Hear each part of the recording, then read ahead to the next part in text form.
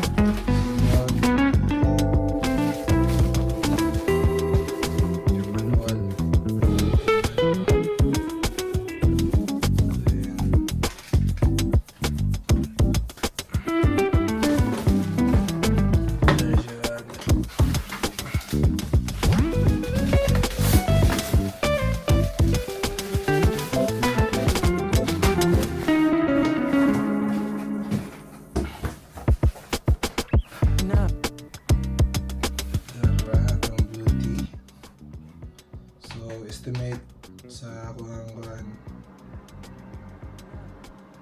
kay maka-power siya 5 hours sa router o sa laptop, or maybe 3 hours with a laptop kanang out of battery na laptop. So pwede kayo maka-work mawagtangan ng internet mawagtangan o power for at least 5 hours. Bisag asa mi, bisag kung manawag na ako while nag-drive me nami out sa kuan in the middle of nowhere, connected yung punta sa internet. So nice. Oops, nawa. So I'm showing off my new power bank. Super lucky. Yeah, baby, I'll show that one with our previous power bank. So, mga bata need sila electric fan or mini aircon. This is the previous one. Yeah, bugat kayo siya magdadaan so that's why I needed a lighter one.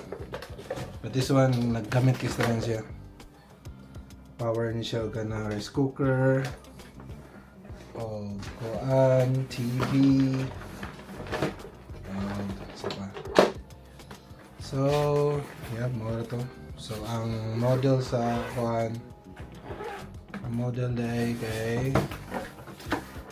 yung EB3A portable EB3A portable power station. So, this will be my partner, and so nice, you gotta see it twice. EB3A. So mga siya, flashlight. Nasa USB-C, USB 2 USB, 1 USB-C. Very nice, very lightweight. Sad kayo. Cool. Thanks. Wireless charging output 15. Oh, wireless charging budget. Nice. 15 watts wireless charging. Alright, so atong i-test ang iyahang router, Wi-Fi. Okay. Okay, there you go. Power siya. Then, Yeah.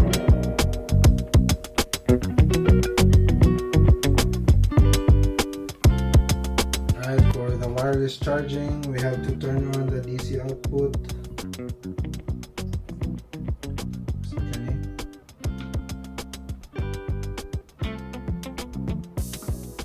Okay, DC, AC, so nasa AC and nasa DC. Okay, so for DC output, ato i-try itong wireless charging using iPhone 14 Pro Max. There you go, charge na rin. So, charge siya, DC. Imo na siya i-turn on ang DC output. Just have to turn on the DC output switch here. So that, charge, wireless charging. Then, at the same time, DC, AC for sa router. Okay, cool.